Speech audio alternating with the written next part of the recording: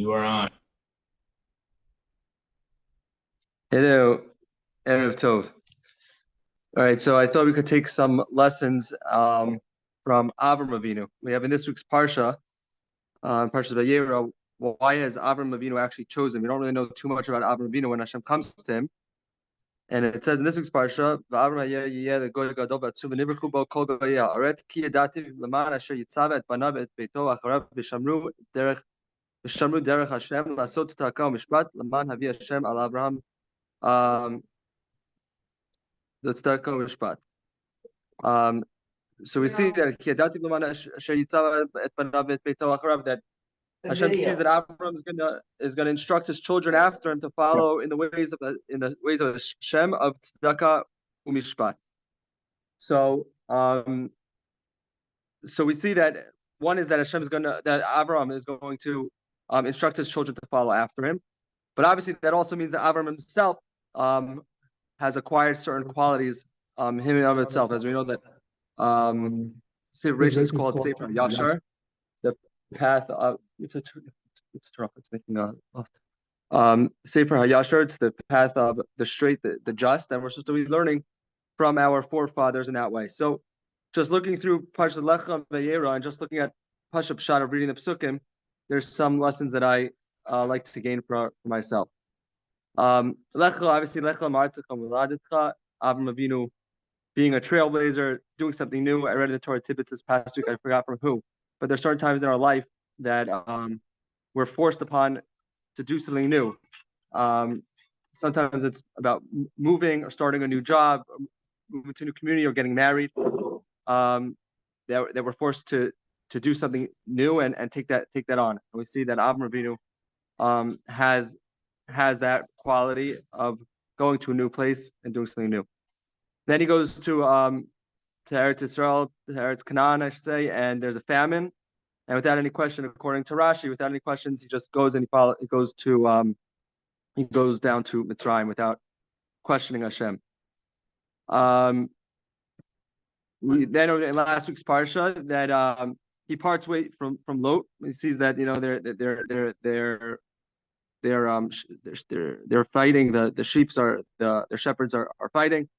And there's not enough place for both of them there, so they part ways. But then the next story right after them parting ways, is that Lot is captured by the four kings, and Aaron has no problem right then to be the first. He himself goes and he prepares himself to fight and to go. So on the one hand, you see that he's able to, distance himself from Lot and say, okay, we should part ways. But that doesn't mean he doesn't love Lot. He just knows that's the right thing to be done, and it will be the first to go fight for him when he's captured. After that, Avram is offered spoils from Melech Sodom, and Avram says, "No, I'm not going to take any spoils." But he doesn't take his chumras and put onto others. He says, "But the people who are with me, those that join me, if they want to take spoils, let them take spoils. But I'm not going to take spoils. Not putting his stringencies upon others." We also see that in last week's parsha, Sarai, after saying you should take Hagar and try to have a child with Hagar, then Sarai gets upset that she's being downtrodden by Hagar, and Avram doesn't say, "What do you mean? You told me to take her. I'm doing exactly what you told me." Instead, Avram says, "You tell me what to do, and I'll follow on your ways." And that's my father always reminds me in this week's parsha. It says over here, "Kol asher tomar alecha Sarah shema b'kola." That's just good marriage advice. Whatever your wife says, make sure you just follow what she's saying, and what she's saying is right. To close off, and in our parsha, running to greet the guests, even when Avram is in pain, he says, that he says, Avram says, maybe that's why you passed over here. That nothing's by happenstance. If you're passing by me, maybe you're here so that I could serve you. We also find in this week's parsha that Avram Avinu also taking care of the others with Sodom, right? They're not a place of tzaddikim, but he's willing to put up a fight, even against Hashem, to do all that he could to try to save them. So I think these are all obviously. And then the parsha ends off with Akedas Yitzchak, with that trial of loving a son, doing everything that you've done for the son, and then Hashem telling you to follow me, and Avram having full faith.